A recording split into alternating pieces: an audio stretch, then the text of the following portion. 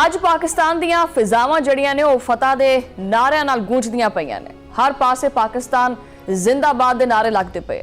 ਖੈਬਰ ਤੋਂ ਲੈ ਕੇ ਕਰਾਚੀ ਤੱਕ ਇੱਕ ਜਸ਼ਨ ਦਾ ਸਮਾਂ ਹੈ, ਜਿੱਦਾਂ ਲੱਗਦਾ ਕਿ ਈਦ ਆ ਗਈ ਹੈ। ਗਿਲਗਿਤ ਦੀਆਂ ਚੋਟੀਆਂ ਹੋਣ ਜਾਂ ਗਵਾਦਰ ਦਾ ਸਾਹਿਲ ਹੋਵੇ, ਹਰ ਪਾਸੇ ਪਾਕਿਸਤਾਨ ਦਾ ਜਿਹੜਾ ਪਰਚਮ ਹੈ ਉਹ ਲਹਿਰਾਂਦਾ ਪਿਆ। ਅੱਜ ਮਾਰਕਾ ਹੱਕ ਦੀ ਤਾਰੀਖੀ ਕਾਮਯਾਬੀ ਨੂੰ ਪੂਰਾ 1 ਸਾਲ ਮੁਕੰਮਲ ਹੋ ਗਿਆ ਔਰ ਇਹ ਦਿਨ ਜਿਹੜਾ ਹੈ ਸਾਡੀ ਕੌਮੀ ਗੈਰਤ, ਅਸਕਰੀ ਬਰਤਰੀ ਇਹਦੀ ਅਲਾਮਤ ਹੈ। ਪਾਕਿਸਤਾਨੀ ਕੌਮ ਅੱਜ ਆਪਦੇ ਸ਼ਾਹੀਨਾ ਔਰ ਗਾਜ਼ੀਆਂ ਨੂੰ ਸਲਾਮ ਪੇਸ਼ ਕਰਦੀ ਪਈ ਹੈ। ਮੁਲਕ ਭਰ ਦੇ ਵਿੱਚ ਪੁਰਵਕਾਰ ਤਕਰੀਬਾਤ ਦਾ ਜਿਹੜਾ ਸਿਲਸਿਲਾ ਉਹ ਜਾਰੀ ਹੈ। ਰੈਲੀਆਂ ਕੱਢੀਆਂ ਜਾ ਰਹੀਆਂ ਨੇ, ਮਿਠਾਈਆਂ ਦੇ ਡੱਬੇ ਤਕਸੀਮ ਹੁੰਦੇ ਪਏ ਨੇ ਔਰ ਇਹ ਜਿਹੜਾ ਜੋਸ਼ੋ ਖਰੋਸ਼ ਤੁਸੀਂ ਆਪਣੇ ਹਰ ਪਾਸੇ ਦੇਖਦੇ ਪਏ ਹੈ, ਇਸ ਗੱਲ ਦਾ ਸਬੂਤ ਹੈ ਕਿ ਅਸੀਂ ਮੁਰਦਾ ਕੌਮ ਨਹੀਂ ਬਲਕਿ ਇੱਕ ਜ਼ਿੰਦਾ ਕੌਮ ਹਾਂ। ਅਸੀਂ ਦੁਸ਼ਮਣ ਦੇ ਤਕੱਬਰ ਨੂੰ, ਗੁਰੂਰ ਨੂੰ ਖਾਕ ਦੇ ਵਿੱਚ ਮਲਿਆ ਮੇਟ ਕੀਤਾ। ਅਸੀਂ ਸਾਬਤ ਕੀਤਾ ਹੈ ਕਿ ਵਤਨ ਦਾ ਦਫਾ ਜਿਹੜਾ ਹੈ ਨਾ ਉਹ ਸਾਨੂੰ ਆਪਦੀ ਜਾਨ ਤੋਂ ਵੀ ਜ਼ਿਆਦਾ ਅਜ਼ੀਜ਼ ਹੈ। ਪਾਕ ਫੌਜ ਨੇ ਦੁਸ਼ਮਣ ਨੂੰ ਉਹ ਜ਼ਖਮ ਦਿੱਤੇ ਹੈ ਜਿਹੜੇ ਹਜੇ ਤੱਕ ਠੀਕ ਨਹੀਂ ਹੁੰਦੇ ਪਏ ਔਰ ਸਾਰੀ ਜ਼ਿੰਦਗੀ ਇਹਨਾਂ ਨੂੰ ਯਾਦ ਰਹਿਣਗੇ।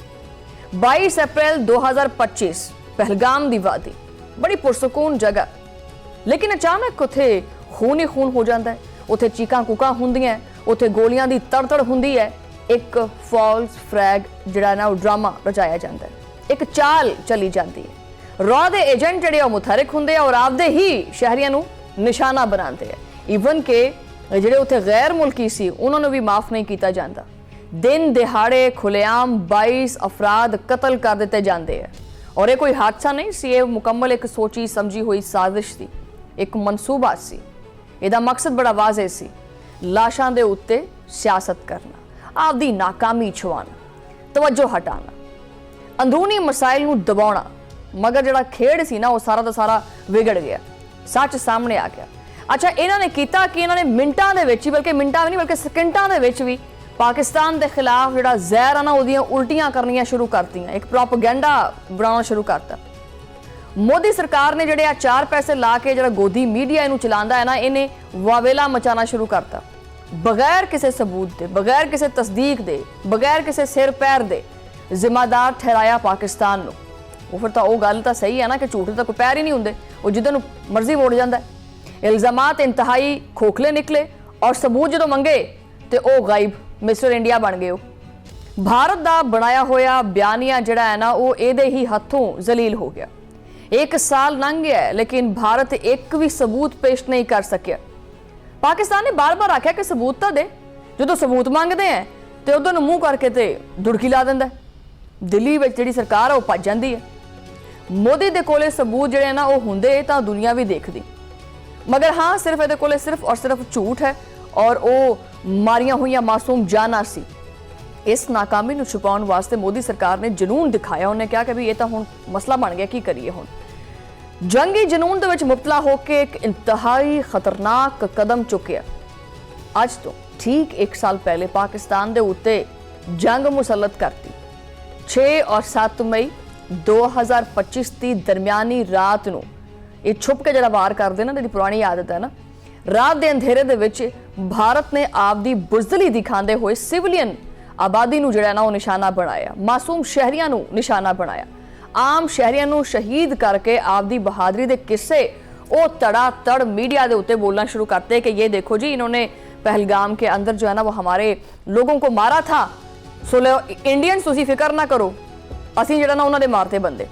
ਲੇਕਿਨ ਉਹਨਾਂ ਨੂੰ ਇਹ ਨਹੀਂ ਸੀ ਪਤਾ ਕਿ ਵੀ ਇਹ ਕੰਮ ਇੰਨਾ ਸਿੱਧਾ ਨਹੀਂ ਹੈਗਾ ਜਿੰਨਾ ਸਿੱਧਾ ਅਸੀਂ ਸਮਝੀ ਖੜੇ ਆ ਔਰ ਉਹਨਾਂ ਨੂੰ ਇਹ ਵੀ ਇਲਮ ਨਹੀਂ ਸੀ ਕਿ ਸਾਡੇ ਅੱਗੇ ਜਿਹੜਾ ਨਾ ਕਿਹੜਾ ਬੰਦਾ ਖੜੋਤਾ ਹੈ।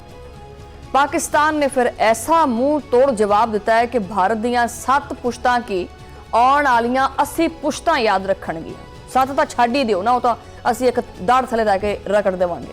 80 ਪੁਸ਼ਤਾਂ ਜਿਹੜੀਆਂ ਨਾ ਉਹ ਯਾਦ ਰੱਖਣਗੀਆਂ। सब तो पहले भारत के प्रोपेगेंडा सैल नूं बिल्कुल ही लूला लंगड़ा करता, मफलूज करता।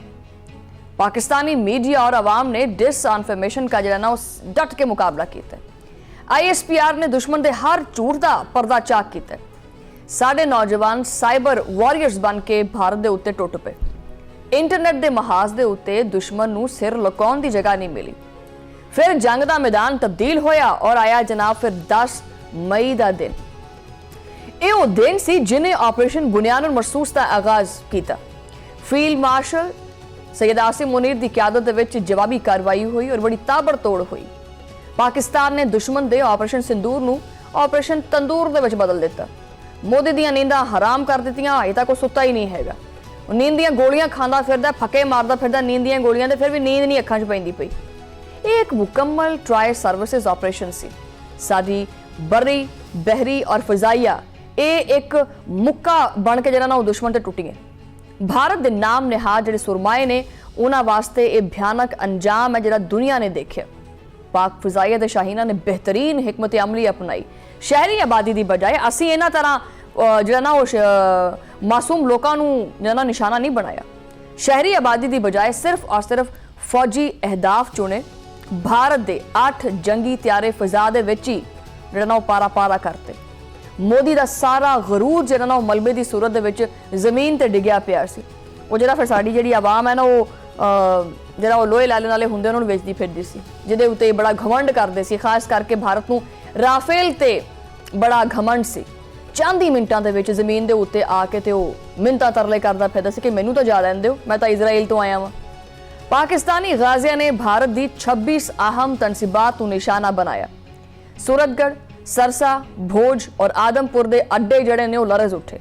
पठानकोट और उधमपुर के फजाई अड्डियां के उत्ते तक क्यामत टुट पई। भारत के फखर कहलवाण वाले यह जड़ा ब्राह्मोस मिसाइल सी ये बिल्कुल ही जड़ा ना वो राख बन गया। ब्यास और नगरोटा के विच भी उन्होंने जखायर नूं तबाह कर दिता गया। और भारत का जड़ा महंगा तरीन S-400 सिस्टम है ना वो भी किसी काम नहीं आया। वो पाकिस्तान के हमलिਆਂ नूं रोकण दे विच बुरी तरह नाकाम होया। फतह सीरीज के मिसाइलों ने मोदी सरकार की जिहड़ियां सफ़ा ने उहदे विच कोहराम बरपा करता। ईवन के भारतीय जरनैल जिहड़े ने वो भी कहते हैं कि भाई असी इस तो पहले इन्ने डराउने ख्वाब कभी नहीं वेखे, सानूं तां हुण भी आंदे पे ने। नई दिल्ली के ऐवाना दे विच पाकिस्तानी ताकत की धाक बह गई और उत्थे ही हजे तक बैठी हुई है। साडे साइबर हमलिਆਂ ने इन्हां दा पूरा दा जिहड़ा सिस्टम सी वो बिल्कुल ही मफलूज करता। पाकिस्तान ने जिहड़ा ना वो बड़ी महारत नाल हर चीज़ नूं जिहड़ा ना वो निशाना बनाया और अपनी महारत साबित की है। ये जिहड़ा नैटवर्क वॉरफेयर है ना उसदी मिसाल है जिन्हें सारे नूं हैरान कर दिता है। भारतीय फौजी बर्तरी का जिहड़ा पकाना सी ना, पंजाबी च गुब्बारे नूं पकाना कहंदे, वो पकाना जिहड़ा ना वो यकदम ही फट गया सारा दा सारा। हुण उन्हां दे जिहड़े अफसर ने वो आपदे मूंहों इतराफ करते फिरदे हैं कि भाई ये जो ऑपरेशन सिंदूर हो गया ना इसको छोड़ें, हम अगले की तैयारी कर लेते हैं, क्योंकि उन्हें पता है ना कि भी रगड़े जावांगे असीं सारे दे सारे। वो खुद एतराफ़ करते पे। ट्राई सर्विसिज अमांगी दीआं गल्लां करना इन्हां दी खफत मिटाउण दी कोशिश है। ये जिहड़े मज़ाहिका खेन बयानात देंदे ने ये आपदी आवाम नूं बेवकूफ बनांदे और कुछ भी नहीं। पिछले संदूर नूं भुल जाण दा मशवरा बुज़दिली दी अलामत है। ये जड़ियां बड़ियां अपनी छातियां चौड़ियां करके कहते ना कि भी पाकिस्तान का हमने ये कर दिया वो कर दिया। पाकिस्तान ने 5 मिनटों के विच इन्हां नूं नानी परनानी याद करा दी। मोदी सरकार ने आपकी नाकामी छुपाउण वास्ते एक होर वखरी चाल चल ली। इन्हें कहा भी इत्थे तां दाल नहीं गली, कुछ होर करके वेखदा वां। मगरबी सरहद दे उत्ते ये जिहड़े किराए दे भाड़े दे जिहड़े दहशतगर्द दी उन्हां दे जरिए हमला कराया गया। लेकिन पाकिस्तान है ना, पाकिस्तान दे नाल जिहड़ा बंदा भी मत्था लांदा उहदा मत्था ही रगड़िया जांदा है। ठीक है, इन्ना जिहड़ा ना तत्ता मत्था है साडा। पाकिस्तान ने उत्थे भी भारत नूं तूल चटाई है। पूरी पाकिस्तानी कौम अपनी अफवाज के पिछे सीसा पिलाई दीवार बन के खड़ी होगी और मोदी की हर साजिश दम तोड़ गई। इस मार्के ने भारत नूं आलमी सतह के उत्ते हजे तक शर्मिंदा किया होया।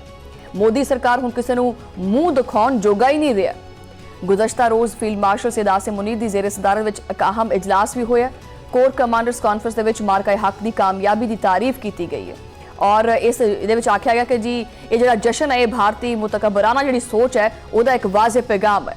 पाकिस्तानी कौम मुतहिद भी हैगी है, मजबूत भी हैगी है और हर लिहाज नाल तैयार भी हैगी। असीं कहने भी आ जा बई, सानू कोई मसला नहीं, साडे कोल फौज भी हैगी और 25 करोड़ आवाम जिहड़ी है ना वो भी फौजी बन जाती जो कोई मसला पैंदा है। ते शहादा दीआं कुर्बानियां जिहड़ियां उन्होंने खराजे तहसीन पेश किया गया। उन्होंने लाजवाल कुर्बानियां जिहड़ियां ने वो साडी कौमी सलामती की बुनियाद है। आर्मी चीफ ने अफवाज की पेशावराना सलाहियतां दे उत्ते इत्मीनान का इजहार भी किया और उन्होंने जारी इंसदादे दहशतगर्दी ऑपरेशंस नूं भी सराहिया। दहशतगर्द नैटवर्क्स का मुकम्मल तौर पर खात्मा जिहड़ा ना ये साडी पहली यानी अव्वलीन तरजीह है। शरपसंदां दे मुआवन इंफ्रास्ट्रक्चर नूं तबाह कर दिता जाएगा। पाकिस्तान की सरजमीन जिहड़ी ना किसी भी शरारत वास्ते या जिहड़ा किसी होर दीआं उंगलां ते नचदे फिरदे है ना ये उहदे वास्ते इस्तेमाल नहीं होएगी। फील्ड मार्शल सैयद आसिम मुनीर ने कौम को इस संगे मेल दे विच मुबारकबाद दी। उन्होंने आख्या कि जी मार्का हक साडी खुद मुख्तारी दे तहफ़ुज़ दा एक अहद है। कोर कमांडर्स ने मकबूजा कश्मीर दे विच भारती मुजालिम दी शदीद मुजम्मत भी की है। मावराए अदालत कतल और आबादियाती तब्दीलियां दे उत्ते तशवीश का इजहार भी किया। कश्मीर के जिहड़े भाई हैगे ने उन्हां दी सफारती और इखलाकी जिहड़ी हमायत है वह भी जारी रहेगी। आर्मी चीफ ने कमांडर्स नूं हर वक्त जिहड़ा ना तैयार रहने की हिदायत की है। ये जिहड़े उभरदे हुए खतरात ने ना इन्हां नूं निपटण वास्ते जिहड़ा ना ऑपरेशनल तैयारियां बड़ियां लाजम ने। साड़ी रवायती और गैर रवायती जिहड़े चैलेंजेस हुंदे ने असीं उहदे वास्ते तैयार हां। भारत अज आलमी सतह के उत्ते तनहाई का शिकार है। मोदी का जंगी जनून जिहड़ा है ना वो भारत नूं तबाह कर देगा।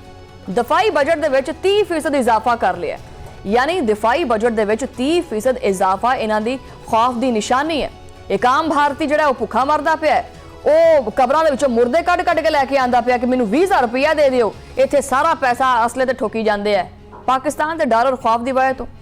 वो कर की लैना इन्हां ने? वैसे जिहड़ा राफेल का हाल होया, जिहड़ा ब्राह्मोस का होया, वही सारिਆਂ ਦਾ होना है, अगे भी हो जाएगा। तुहानूं शौक है पैसा खर्च करन दा, कीती जाओ। ये जिहड़ियां पॉलिसियां ने ना भारत दियां, इहनूं अंदर तो खोखला करदियां पईयां। पाकिस्तान दुश्मनी दे विच अन्ना हो के ये समान तो खरीदी जा रहा है, खरीदी जावे। हाँ, अलबत्ता पाकिस्तान ने हमेशा एक गल की है अमन की गल की है, लेकिन भारत ने मन्नी नहीं। नतीजा फिर पूरी दुनिया के सामने है। भारत सबूत पेश करने दे विच जिहड़ा ना नाकाम है और भजदा पिया, क्योंकि ये झूठ है। मगरबी सरहद के उत्ते दहशतगर्दी का सिलसिला भी इहदी बौखलाहट की एक निशानी है। लेकिन पाकिस्तानी कौम और सियासी क्यादत एक पेज के उत्ते है। जिहड़े मुट्ठी बराबर जिहड़े अनासर ने ना, ये साडी कामयाबी नूं मुतासर नहीं करते। ये नाकाम होणगे हमेशा की तरह। मार्का हक फतह जिहड़ी है वो साडा हमेशा फखर रहेगी।